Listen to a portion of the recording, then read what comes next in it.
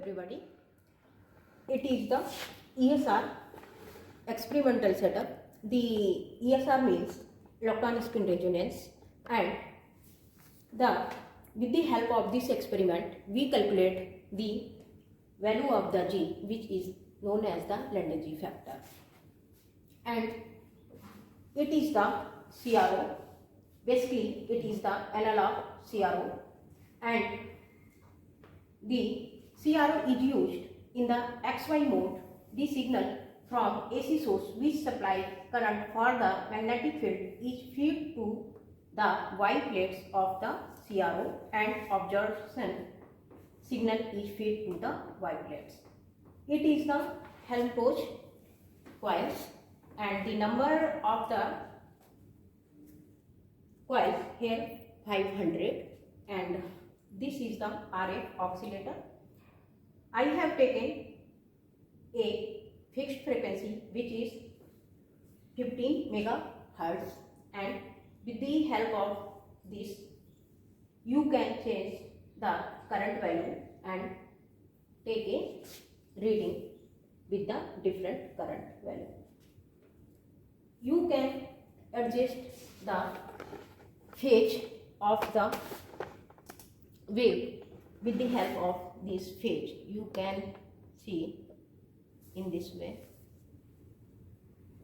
and after here it shows two value.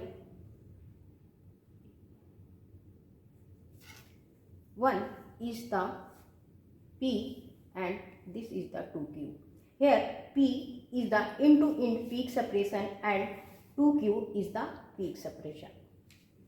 With the help of this you can move the wave, and you can move the right and left of the wave. Every square have the least count is the 10 mm. With the help of this you can calculate the value of the 2Q and P, and with the help of the P and 2Q value you can make a table in this way. Here you can see make a table current and inverse of the current in ampere, and P, 2Q. After that you can calculate the value of the Q, and with the help of the Q and P we can calculate the value of the G. Now let us move on the theory part of this experiment. A particle having a magnetic moment mu is placed in a uniform magnetic field of intensity V. Then the Hamiltonian can be written as H equal to G into E upon 2mc in J dot B, where J is the total angular momentum and B is the magnetic field. G is the Lambda G factor, which is 1 for orbital momentum and 2 for the spin angular momentum. The factor EH cross upon 2mc is written as mu B if particle is an electron, where mu B equal to Bohr magnetron.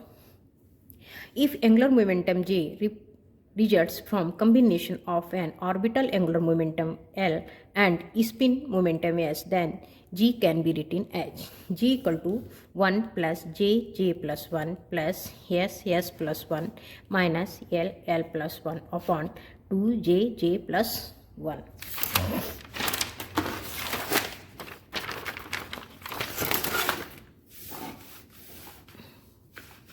Here L, S and J represent the magnitude of the orbital spin and angular momentum. J go from L minus S to L plus S.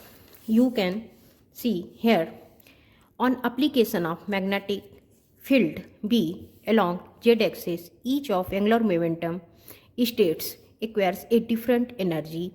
The ground state energy level is split into two sub-levels, and excited state level into 4 sublevel. This is called Zeeman splitting. Now, instead of a single transition of frequency is equal to omega 1 2 equal to E2 minus E1 upon H cross.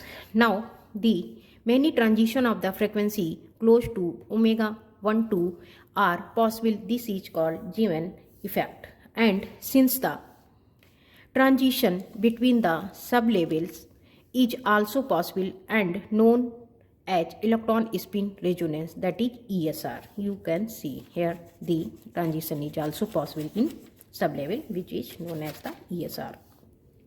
Now we discuss about the sample DPPH. The chemical name of the DPPH is 2,2-diphenyl hydrogel, and since the ESR is a method for studying the material which unpaired electron, you can see the DPPH structure. Now it has the unpaired electron, so we can study the ESR. Now it is the block diagram of the ESR setup. You can see it is represent the CRO and have another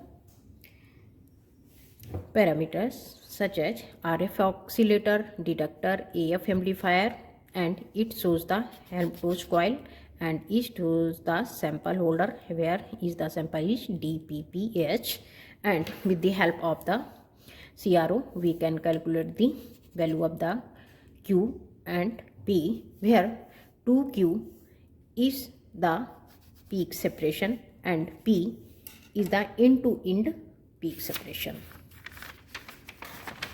Now after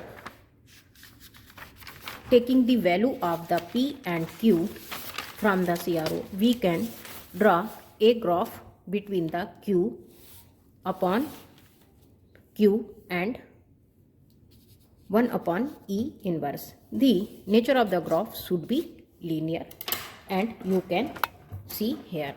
If we compare the linear equation y equal to mx plus c, then the slope of the sample is equal to q into I, and the value of the q into I equal to 2.2874, and the table of the data is here. You can see the current, the inverse of current in ampere, and it is the value of the P and 2Q and Q. With the help of these data we can plot a graph. And now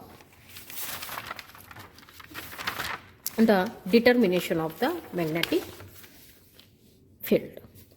The magnetic field through the Helmholtz coils can be given by the Biot-Savart law. B equal to mu naught 4 upon 5 a whole 3 by 2 n I upon r, where n is number of the turns each coil and r is the radius of the coil in centimeter, I is the current passing through the coil. Here field is in RMS value, so peak value of the B is the B max equal to B under root 2. From equation 3 we can write, let us consider the peak value of field P max correspond to V division from the center of the x-axis of the CRO screen. Q is the distance of the observed resonance from the center. The field of the resonance is B naught equal to Q B max upon P. In terms of the G, B naught equal to H cross omega naught upon G mu B, where mu B is the Bohr magnetron. So value of the G can be known by B naught or H naught, and B naught equal to n mu naught 8 under root 2 upon RP under root 125 into IQ, where IQ is the slope of the curve between Q and 1 by I. Now the observation and calculation.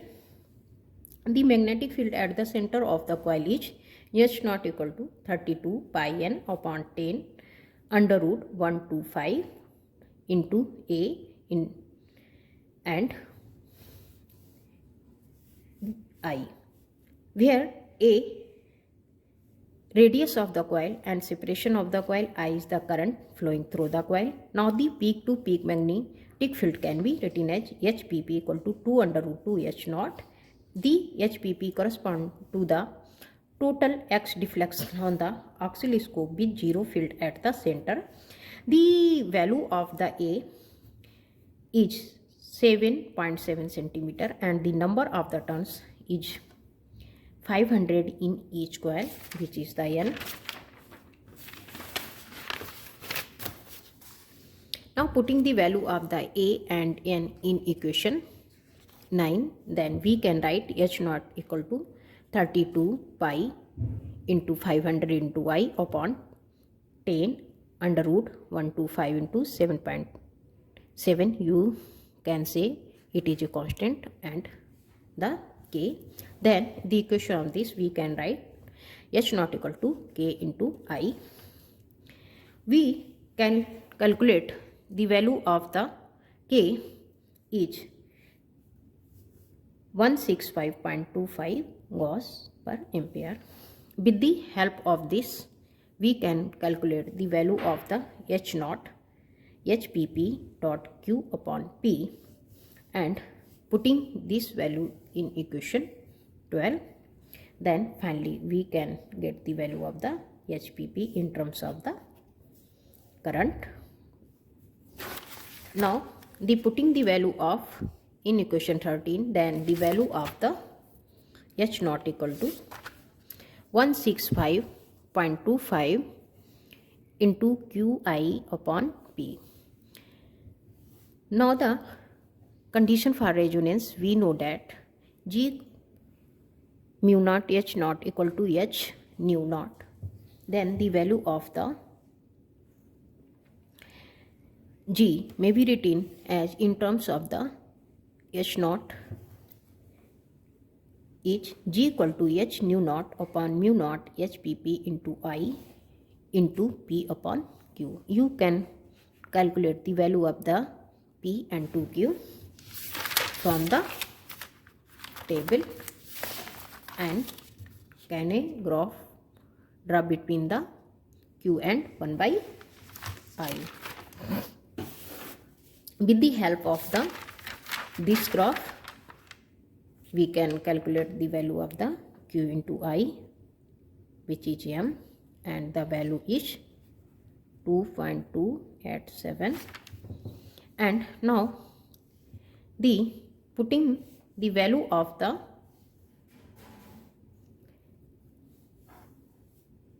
M, we can write the G equal to HU naught P average upon mu naught HPP IQ, where you can say IQ equal to slope of the curve and the H is the Planck constant and the value of the H is 6.6 into 10 to the power minus 27 erg into second, and mu naught equal to 0.927 into 10 to the power minus 10 erg per Gauss, and nu naught equal to frequency, which is the 15 into 10 to the power 6 hertz, and P average is the peak into int separation. With the help of the table 1, we can calculate the P average. You can see here the value of the P. With the help of this, we can calculate the value of the P average, and the value of the P average is 61.430 mm. The putting the all values in equation 16, then the value of the Lambda G factor is G equal to 1.74. Finally, the result of this experiment is the value of the G factor is 1.74. Thank you for watching video.